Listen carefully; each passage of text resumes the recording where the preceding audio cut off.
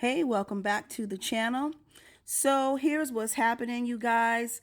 Just recently, DMX's fiance, Desiree Lindstrom, she filed court paperwork to be declared the late rapper's common law wife. To let you know, a common law wife is a term used to describe two people who live as a married couple without being formally married. Despite being engaged, though, since 2019 and having a 5-year-old son, a judge did deny Desiree Lindstrom's request. Had she been named the common law wife, she would have immediately acquired the control of his estate and become the administrator.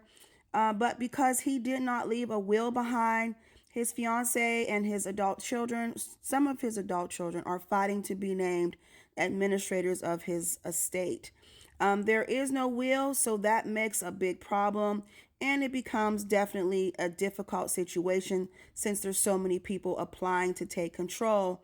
On top of all of this, the siblings' estate battle, they seem to have different views of what it's actually worth. His sons estimate that the value is less than $1 million, while his daughters seem to estimate it lower than $50,000.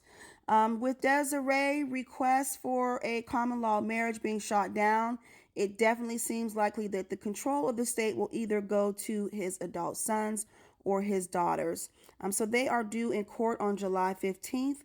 Well, the judge will review their claims to decide who will become the administrator. So, like I've always said, there are just so many reasons why you should have a will. Having a will in place is going to allow you to decide how your estate will be distributed. It will also avoid a lengthy probate process. So, like most people, when they die, your estate will go through the probate process. But if you have a will in place, it speeds up the process because everything is already written out and laid out as far as what your wishes are.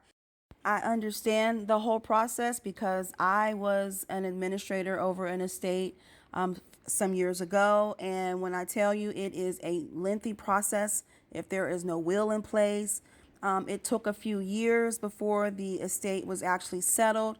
And then there's just a lot of responsibility of things that you are required to do, things you have to abide by according to the court, things you have to keep track of.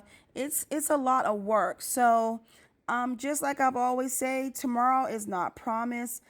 Procrastinating, and sometimes I think a lot of people have an unwillingness to accept death as part of life.